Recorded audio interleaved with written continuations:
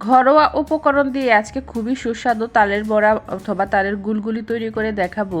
একেবারে সহজ রেসিপিটি, আপনারা সবাই কিন্তু এইভাবে বড়া বানালে খেতে পারবেন, খুবই সুস্বাদু হয়। আসসালামু আলাইকুম, আজকে আপনাদের তালের বড়া তৈরি করে দেখাবো। সবাই তালের বড়া আমরা কম বেশি খেয়ে থাকি, তবে এই প্রসেসে যদি বানানো যায় তাহলে বড়াগুলো থাকবে একেবারে নরম তুলতুলে, আর খেতেও লাগবে খুবই মজা। আর এখনও যারা আমার চ্যানেলটি সাবস্ক্রাইব করেননি তারা অবশ্যই আমার চ্যানেলটি সাবস্ক্রাইব করে দিবেন। নতুন নতুন ভিডিও পেতে বেল আইকনটি অন করে রাখবেন। প্রথমে আমি তালের 1.5 কাপ পিউরি নিয়ে নিয়েছি, এটাকে আমি দুধ দিয়ে ভালো করে জাল করে নিয়েছি। তারপর এখানে আমি 1.5 কাপ চালের গুঁড়া দিয়ে দিয়েছি, শুকনো চালের গুঁড়া নিয়েছি আমি। আর এখানে হাফ কাপ পরিমাণ এখানে আটা দিয়ে দিয়েছি, এখানে আপনারা ময়দাও ইউজ করতে পারবেন। আর এখানে হাফ কাপ পরিমাণ আমি চিনি দিয়েছি, মিষ্টির পরিমাণটা আপনারা কম বেশি করে নিতে পারেন। আর স্বাদ মতো লবণ দিয়ে দিলাম। এখন এটাকে ভালো করে আমি হাতের সাহায্যে মেখে নেব।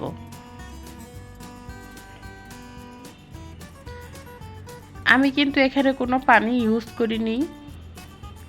তালের পিউরিতে যতটুকু মাখানো হবে ঠিক ততটুকুই আমি মেখে নিচ্ছি।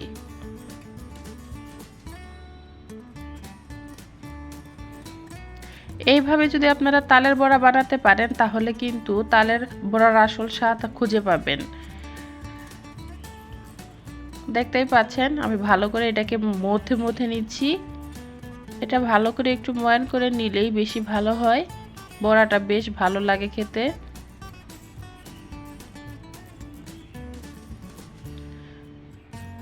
আমার তালের পিউরিতেই কিন্তু ডোটা অনেক সুন্দর হয়ে এসেছে।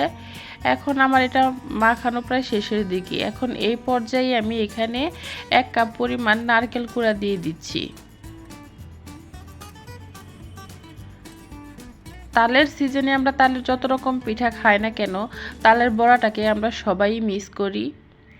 তো নারকেলটা আমি ভালো করে মিশিয়ে নিচ্ছি। বড়াতে যত বেশি নারকেল দিবেন খেতে তত বেশি সুস্বাদু লাগবে। দেখতেই পাচ্ছেন আমি খুব সুন্দর করে এটাকে মথে নিলাম। এরকম একটা কনসিস্টেন্সি এসেছে। এরকম ঘনত্ব আসলে এটাকে আর মাখার দরকার নেই, এইভাবে এটাকে বানানো যাবে।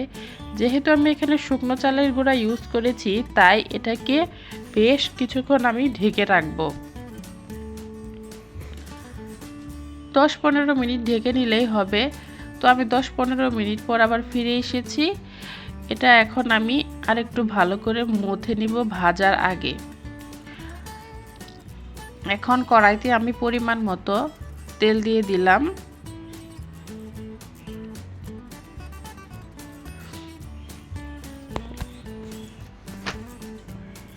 এখন বড়া বানানোর জন্য খুবই সুন্দর করে আবার ওইটাকে একটা ময়ান দিয়ে নিচ্ছি। এখন এগুলো তেলের মধ্যে আমি ছোট ছোট করে ছেড়ে দেব।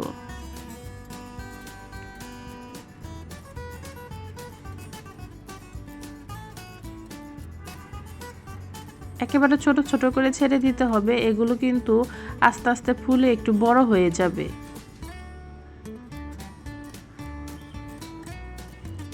এই বড়াটা কিন্তু আপনারা কয়েকদিন ধরে খেতে পারবেন, নষ্ট হয় না, যেহেতু তেলে ভাজা জিনিস প্রায় 6-7 দিন পর্যন্ত কিন্তু ভালো থাকে।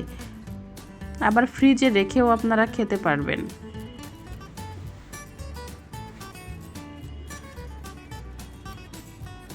বড়াগুলো খুবই মৃদু আছে ভেজে নিতে হবে। এটাকে হাই হিটে ভাজলে দেখা যায় যে উপরে পুড়ে যাচ্ছে আর ভিতরে কিন্তু একেবারে কাঁচা রয়ে যায়, তাই অল্প আঁচে ভাজতে হবে যাতে ভিতরে এবং বাইরে সমানভাবে কুকড হয়। এক পাশে লালচে লালচে হয়ে এসেছে, এখন আমি একটু উল্টিয়ে দিচ্ছি হালকাভাবে।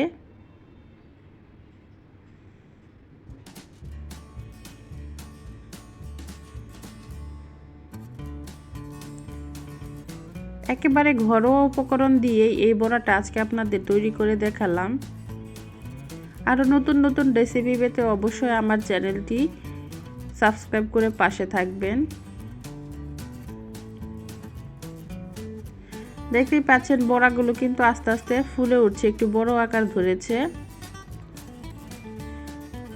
আমি এটাকে প্রায় বেশ কিছুক্ষণ সময় নিয়ে ভেজে নিচ্ছি।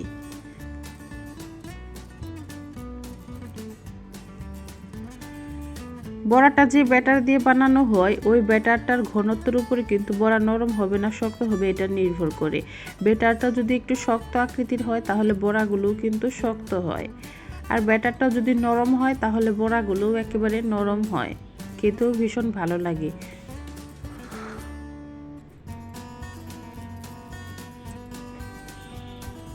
আমার বড়াগুলো কিন্তু ভাজা হয়ে গেছে। প্রথম ব্যাচ দেখেন আমি উঠিয়ে নিচ্ছি, খুবই সুন্দর কালার এসেছে, দেখতেই পাচ্ছেন অনেক সুন্দর একটা কালার এসেছে বড়ার। এই বড়াটা খুবই সুস্বাদু, খেতে ভীষণ ভালো লাগে। তালের সিজন আসলে এই বড়াটা না হলে তো আমার চলেই না। তারপরে আমি একটা প্লেটের মধ্যে টিস্যু দিয়ে সুন্দর করে এই বড়াগুলো নামিয়ে নিলাম যাতে তেলটা ঝরে যায়। আমি দ্বিতীয় ব্যাচও এইদিকে বসিয়ে দিয়েছিলাম। এখন আমার দ্বিতীয় ব্যাচও কিন্তু আমি উল্টে নাড়াচাড়া করে নিচ্ছি।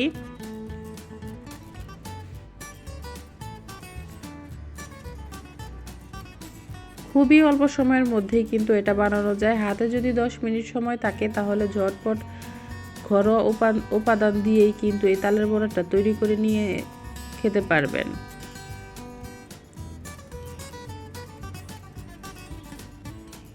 তালের সিজনে এই তালের বড়াটা খুবই একটা মজার সুস্বাদু পিঠা। এটা খেতে কিন্তু সবাই কম বেশি পছন্দ করে।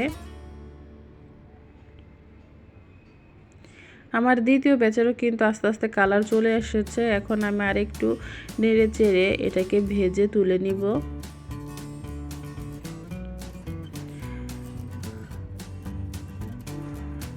এই তো আমি দ্বিতীয় ব্যাচটাও কিন্তু একটু উঠিয়ে নিচ্ছি। আমার কিন্তু ভাজা শেষ হয়ে গেছে, দেখতেই পাচ্ছেন খুবই সুস্বাদু আর খুবই সুন্দর একটা কালার এসেছে, দেখতেও যেমন সুন্দর আর খেতেও কিন্তু ভারী মজা। বড়াগুলো দেখে কিন্তু লোভ লেগে যাচ্ছে।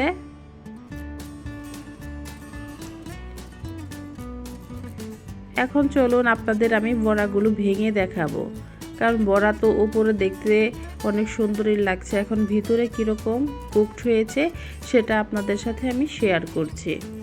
আর এই পদ্ধতিতে বড়া বানালে একদম পারফেক্ট হবে, খেতেও কিন্তু ভীষণ ভালো লাগবে। বড়ার রেসিপিটি যদি ভালো লেগে থাকে অবশ্যই সবাই লাইক কমেন্ট শেয়ার করে পাশে থাকবেন, আর বেল আইকনটি অন করে রাখবেন পরবর্তী ভিডিওর নোটিফিকেশন পাওয়ার জন্য। চলুন এখন ভেঙে দেখাই। এই তো আমি বড়াগুলো এখন ভেঙে দেখেছি, দেখতেই পাচ্ছেন কত সুন্দর হয়েছে। ভিতরে বাহিরেও যেরকম সুন্দর কালার এসেছে ভিতরেও কিন্তু খুবই সুন্দর কালার এসেছে, খেতেও অনেক সুস্বাদু।